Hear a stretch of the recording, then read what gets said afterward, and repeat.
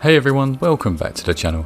Now, if you're anything like me, you love to get the most out of your cars, not just through upgrades, but the way that you tune them.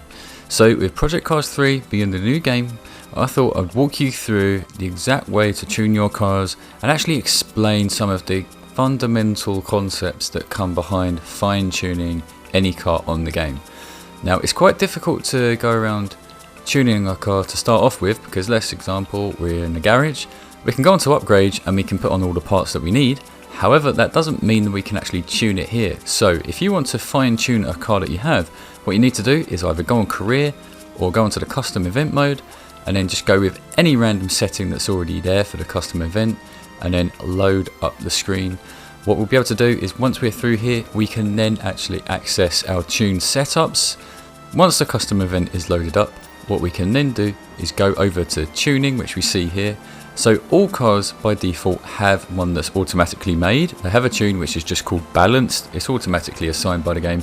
But what I want to do is show you how the tuning actually works. So if you move over to here where it says slot 1, or you can just add a new slot. So slot 1, we press the X button to edit. And you can see we are brought on the first tab, which is called brakes, chassis and tyres. So for this video, I'm going to walk you through exactly what each of these parts mean, how they affect the car, how it feels whilst you're driving, and what are the best kind of bass tunes to go with in this game. So starting off with tyre pressure. What is tyre pressure? It's basically how much air is actually pumped into the tyres and in turn how inflated the tyres are. So basically the higher the amount of PSI, which means per square inch, that means the tyre is more inflated. So at 36, that's the maximum, that's the most inflated you can get the tyre. It means that it will become very hot whilst you're driving, whereas the opposite at the lower end of the spectrum, which is 28.99, this is the lowest that we can get, at least on the Toyota GT86, one of the first cars in the game and the one I've been driving with. So at 28.99, it basically means it will be the least inflated. It's not going to be flat per se, but there's just going to be less air that's actually compressed in it, and it means the tyres in general will be running at a cooler temperature whilst you're driving. So how does this actually affect the driving performance? Basically, the hotter you have the PSI, the more responsive the tyres are because they're hotter, and in turn the tyres become a little bit stickier, so they're more responsive to the tarmac that they're driving on. But this can result in quite skittish driving, and it can make the car feel a bit twitchy. So imagine when you first begin to steer, it might happen so fast that it kind of catches you off guard. Now the opposite, if we have relatively cold tyres by having the PSI as low as possible, what it's going to do is basically reduce the amount of grip, so they'll be less responsive whilst driving at speed. Usually low tyre pressure is really good for like drag cars, so you'd notice that on a lot of drag strip cars their rear tyres will actually be incredibly low on PSI, and that's because it makes the tyres seem so fat and weighted that they can actually plant more of the power through the tyres, because it's more work that the car will have to do to move them wheels around. So I've kind of explained the overall concept of tyre pressure.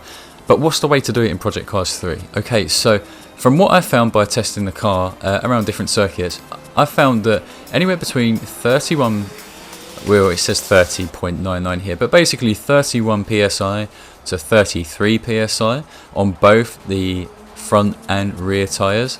I think this seems to be a really good range for any cars that actually have race tyres on them, the race compound tyres. But how could you fine tune this? So if you found that, say, my GT86, what if I had put a ton of horsepower into it, which meant that it's super fast, but the rear wheels spin like crazy? One thing you can do to try and dial that down is basically have the rear tyre pressure lower than the front tyre pressure. We wouldn't really want to lower the front tyre pressure because that will just, as I said, it will make the turning less responsive. So let me give you a perfect example. With my setup for the GT86, I've settled with 32 PSI on the front and 31 PSI, or around 31 PSI on the rear tyres. So this just helps that, especially coming out of tight corners, the rear tyres they're a bit less responsive, so basically the tyres do not spin as much, and therefore the tail is a bit more controllable when coming out of turns. So that's tyre pressure for you. Onto the braking. So this is the next part of the video. You can see that brake pressure right above us is not available. I'll have an arrow which is pointing to it, but I'll explain it to you anyway. It's just that it's not available on this particular car, no matter what I've done to it. So brake pressure is pretty much about how much pressure, i.e. how much do you need to pull on your brake pedal or the brake button on your controller. How far down do you need to press or pull on that before you reach maximum braking potential of the car? So for instance, if you could put it up to 100%, that would mean that you would have to pull the pedal or push the pedal all the way down for the car to actually brake with all of its power and might.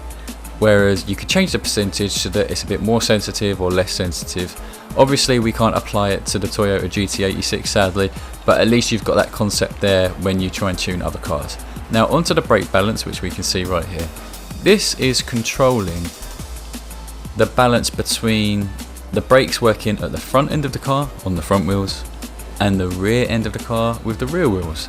So if you think of 50-50, it means that when we're driving the car and we go into a corner and we begin braking, that means that the front brakes and the rear brakes are actually applying an equal amount of force to the tyres. So that's very even braking. Now why would you move it in any other direction? Well, depending on some cars, maybe they're very oversteery when you go into a corner. So what you'd want to do is actually shift the brake balance towards the front. So the higher the percentage number is, it basically means the more amount is going on the front end of the car. So let's say if we put it up to 55%, that will mean that 55% of the total braking force available is actually going to the front end of the car rather than the rear. What this does is basically create a more stable car whilst braking, because it forces understeer. If you think about it, the more amount of weight and braking power that's at the front of the car, the less of an ability the car can actually turn left or right. So if you want to create understeer, you move the brake balance up.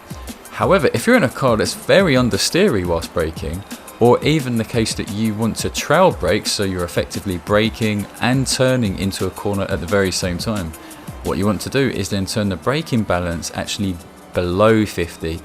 You want less of the braking power to be at the front and more at the rear, so it kind of works the opposite way. Think about at 55%, that's literally 55% of the braking power at the front tyres.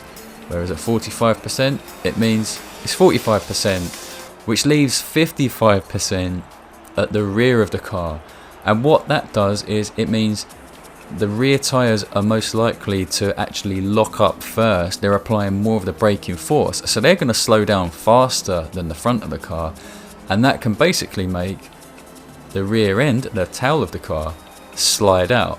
But not to the point that you lose control, but it's purposely creating oversteer for you. So for my personal driving style, I actually go between 47 to 49% because I want a bit of oversteer. I want to be able to still turn the car whilst I'm braking. So do bear that in mind when you set your brake balance. But for a lot of rear wheel drive cars, you'd like the brake balance to actually be at around 47 to 50%.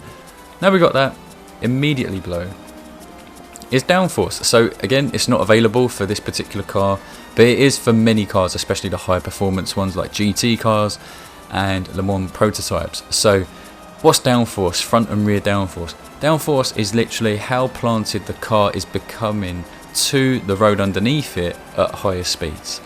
So the higher amount of downforce you can produce, basically the more planted to the floor that car is becoming. That typically creates more grip and traction for the tyres, because more of the car is kind of like being pushed into the road by the air that's flowing over the top of it. So very simple, even though we can't see the bars here, it's just very simple. If you want to create more grip and stability for your car, just increase the front and rear downforce to the maximum. However, if you want to do the opposite, if you want to make the car feel very loose, or you just want to increase the top end speed, then minimize the front and rear downforce as much as you wish.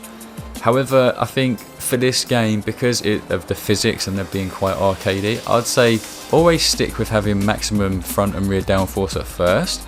But then if you find that you still want to get a bit more speed, I'd say keep the front downforce at the maximum and adjust the rear downforce only. So maybe gradually move that lower and lower and lower until you find a happy medium that you've got a car that is a bit faster, but you can still control it at the same time.